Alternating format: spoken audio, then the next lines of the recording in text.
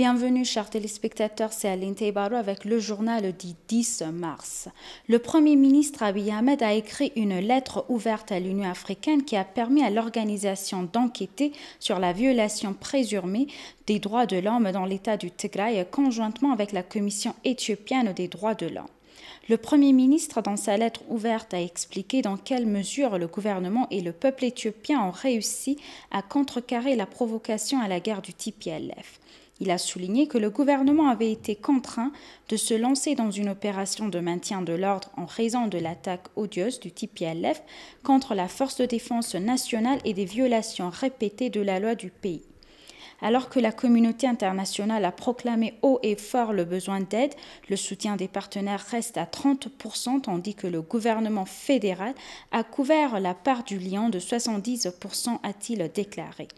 Il a finalement exprimé sa confiance dans le fait que son gouvernement continuera à bénéficier du soutien et de la compréhension sans réserve de l'UA au cours de cette opération humanitaire et de tous les défis associés au renforcement de l'administration provisoire du Tigray.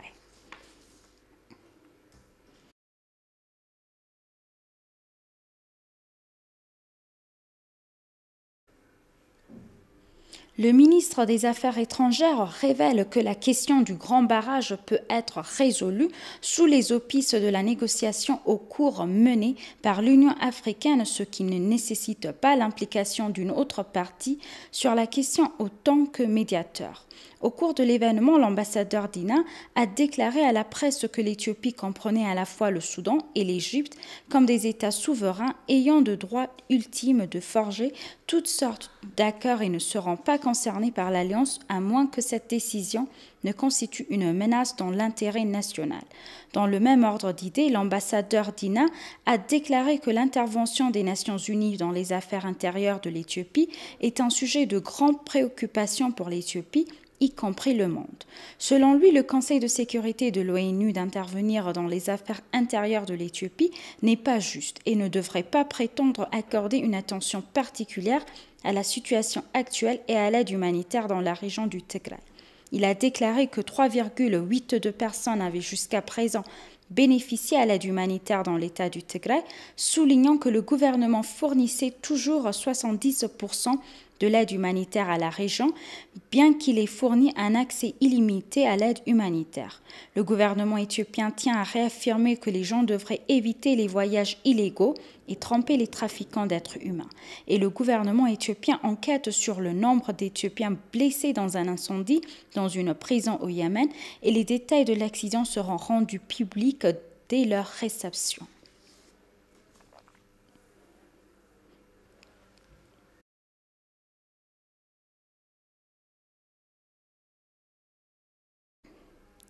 Le vice-premier ministre et ministre des Affaires étrangères Damak Amakonnen a eu une conversation téléphonique avec le ministre des Affaires étrangères du Canada, Marc Garneau, sur des questions d'intérêt commun.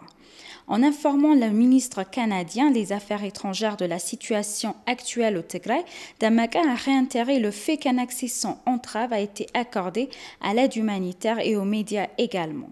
Il a souligné que le gouvernement éthiopien était sérieux dans cette affaire et avait une tolérance zéro pour les violations des droits de l'homme et s'est engagé à traduire les auteurs devant la justice. Dans leur discussion sur les prochaines élections générales en Éthiopie, Damak a souligné l'engagement de son pays à les rendre libres, équitables et transparentes. Le ministre canadien des Affaires étrangères a remercié Damak pour son exposé et s'est engagé à soutenir les travaux d'aide humanitaire du gouvernement éthiopien avec des fonds substantiels. Les deux parties ont conclu leur conversation en rappelant la récente visite fructueuse du Premier ministre canadien Justin Trudeau et s'engageant à renforcer davantage les relations entre les deux pays selon le ministère des Affaires étrangères.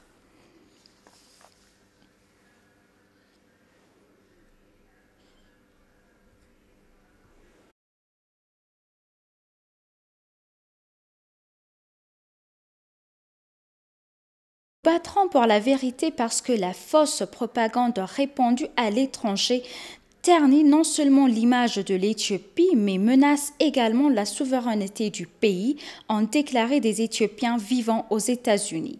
Les Éthiopiens organisent des manifestations pacifiques à Washington, D.C. et à New York sous le slogan « Unité pour l'Éthiopie ». Parmi les organisateurs de la manifestation figuraient Assaw Melakiwet de Washington, D.C. et Binyam Getachew de Californie, selon l'ENA. Les coordinateurs ont déclaré qu'à la suite de la campagne policière menée par le gouvernement dans l'État du Tigray, les factions de la junte et leurs médias de soutien font divers efforts pour tromper la communauté internationale. Le gouvernement, la diaspora et diverses organisations caritatives diffusent de fausses informations sur les rétablissements du Tigray et le travail humanitaire qui est en cours, a-t-il déclaré. Il a déclaré que cet acte non seulement ternissait l'image de l'Éthiopie, mais constituait une attaque contre la souveraineté nationale et coûtait à tous les Éthiopiens.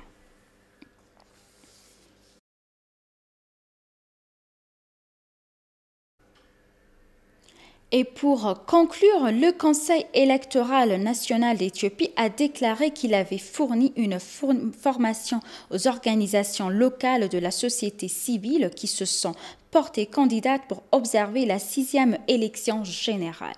Selon Bezouer Katet, chef du Conseil, la formation comblera le vide en raison des lacunes dans la planification et la méthodologie soumises par certaines organisations de la société civile. L'atelier de 2 jours s'est concentré sur les raisons pour lesquelles les élections devraient être observées, à savoir les valeurs et les avantages de l'observation des élections, les règles et responsabilités éthiques pendant l'observation des élections, le processus d'observation des élections inclusives, ainsi que les techniques d'observation des élections. En particulier, les informations du conseil d'administration indiquent que la stratégie d'observation des élections, l'organisation des rapports et la mise en œuvre des principes d'inclusion figurent parmi les principaux programmes de formation.